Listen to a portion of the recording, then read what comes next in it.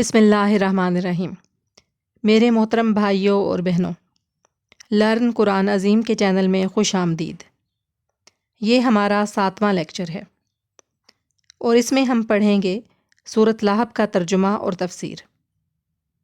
اگر آپ نے اس سے پہلے 6واں لیکچر سنا ہے تو آپ جانتے ہوں گے کہ ابو لہب کون تھا اور اسلام دشمنی میں اس کا کیا کردار تھا، اور وہ کون سے حالات تھے جن میں سورۃ لہب نازل ہوئی۔ آج ہم سورۃ لہب کے ہر لفظ کا ترجمہ اور تفسیر پڑھیں گے۔ آپ الفاظ معنی ضرور یاد کیجیے گا، اس سے آپ کی وکیبلری بڑھے گی، آپ کو ترجمہ ہمیشہ یاد رہے گا، اور جب آپ کا عربی کا ذخیرہ الفاظ زیادہ ہو جائے گا تو آپ جہاں بھی کوئی آیت دیکھیں گے یا عربی کا کوئی جملہ پڑھیں گے تو اس کو کچھ نہ کچھ سمجھنے کے قابل ضرور ہو جائیں گے انشاءاللہ۔ آگے بڑھنے سے پہلے جلدی سے چینل سبسکرائب کر کے بیل کے بٹن کو دبا دیں تاکہ اس سلسلے کے آنے والے سارے لیکچرز بغیر کسی تاخیر کے آپ کو ملتے رہیں۔ لائک اور شیئر کرنے کے ساتھ ساتھ کمنٹ کرنا مت بھولیے گا، کیونکہ آپ کی رائے میرے لیے بہت قیمتی ہے۔ تو چلیے آگے بڑھتے ہیں۔ اعوذ باللہ من الشیطان الرجیم، بسم اللہ الرحمن الرحیم۔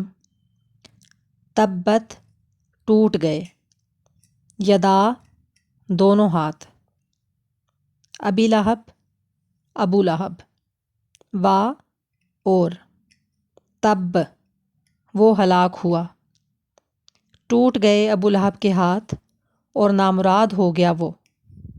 ابو لہب کا اصل نام عبدالعزیٰ تھا اور اسے ابو لہب اس لیے کہا جاتا تھا کیونکہ اس کا رنگ بہت چمکتا ہوا سرخ و سفید تھا۔ لہب آگ کے شعلے کو کہتے ہیں، اس لیے اس کی کنیت ابو لہب مشہور تھی۔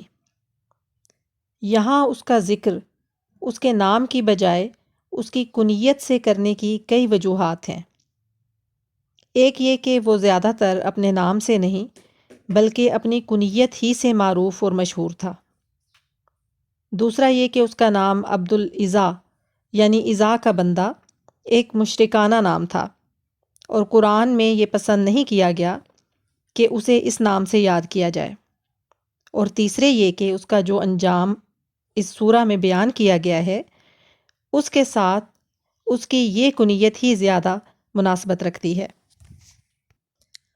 تبت یدا ابی لہب کے معنی بعض مفسرین نے ٹوٹ جائیں ابو لہب کے ہاتھ بیان کیے ہیں، اور وَتَب کا مطلب یہ بیان کیا ہے کہ وہ ہلاک ہو جائے یا وہ ہلاک ہو گیا، لیکن در حقیقت یہ کوئی کوسنا نہیں ہے جو اس کو دیا گیا ہو، بلکہ ایک پیشن گوئی ہے جس میں آئندہ پیش آنے والی بات کو ماضی کے صیغوں میں بیان کیا گیا ہے، گویا اس کا ہونا ایسا یقینی ہے جیسے وہ ہو چکی، اور حقیقتاً آخر کار وہی کچھ ہوا جو اس صورت میں چند سال پہلے بیان کیا جا چکا تھا۔ ہاتھ ٹوٹنے سے مراد ظاہر ہے کہ جسمانی ہاتھ ٹوٹنا نہیں ہے، بلکہ کسی شخص کا اپنے اس مقصد میں قطعی طور پر ناکام ہو جانا ہے جس کے لیے اس نے اپنا پورا زور لگا دیا ہو، اور ابو لہب نے رسول اللہ صلی اللہ علیہ وسلم کی دعوت کو نقصان پہنچانے کے لیے واقعی اپنا پورا زور لگا دیا تھا۔ لیکن اس صورت کے نزول پر 7-8 سال ہی گزرے تھے۔ جنگ بدر میں قریش کے اکثر و بیشتر وہ بڑے بڑے سردار مارے گئے جو اسلام کی دشمنی میں ابو لہب کے ساتھی تھے۔ مکہ میں جب اس شکست کی خبر پہنچی تو اس کو اتنا رنج ہوا کہ وہ 7 دن سے زیادہ زندہ نہ رہ سکا۔ پھر اس کی موت بھی نہایت عبرتناک تھی۔ اسے عدسہ کی بیماری ہو گئی جس کی وجہ سے اس کے گھر والوں نے اسے چھوڑ دیا کیونکہ انہیں چھوت لگنے کا ڈر تھا۔ مرنے کے بعد بھی 3 روز تک کوئی اس کے پاس نہ آیا، یہاں تک کہ اس کی لاش سڑ گئی اور اس کی بو پھیلنے لگی۔ آخر کار جب لوگوں نے اس کے بیٹوں کو طعنے دینے شروع کیے تو ایک روایت یہ ہے کہ انہوں نے کچھ حبشیوں کو اجرت دے کر اس کی لاش اٹھوائی اور انہی مزدوروں نے اس کو دفن کیا، اور دوسری روایت یہ ہے کہ انہوں نے ایک گڑھا کھدوایا اور لکڑیوں سے اس کی لاش کو دھکیل کر اس میں پھینکا اور اوپر سے مٹی پتھر ڈال کر اسے ڈھانک دیا، اس کی مزید اور مکمل شکست اس طرح ہوئی کہ جس دین کی راہ روکنے کے لیے اس نے ایڑی چوٹی کا زور لگا دیا تھا، اسی دین کو اس کی اولاد نے قبول کیا۔ سب سے پہلے اس کی بیٹی درہ ہجرت کر کے مکہ سے مدینہ پہنچی اور اسلام لائیں۔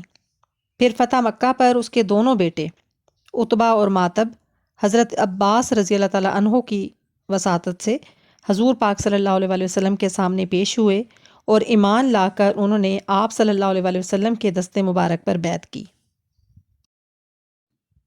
اب آج کے لیکچر کے حوالے سے کچھ سوالات۔ پہلا کوشچن یہ ہے کہ ابو لہب کا اصل نام کیا تھا، اور دوسرا کوشچن یہ ہے کہ سورہ لہب میں کس شخص کا ذکر کیا گیا ہے۔ ان کوشچنز کے آنسرز آپ نے کمنٹ باکس میں لکھنے ہیں۔ مزید ہم انشاءاللہ اگلے لیکچر میں پڑھیں گے۔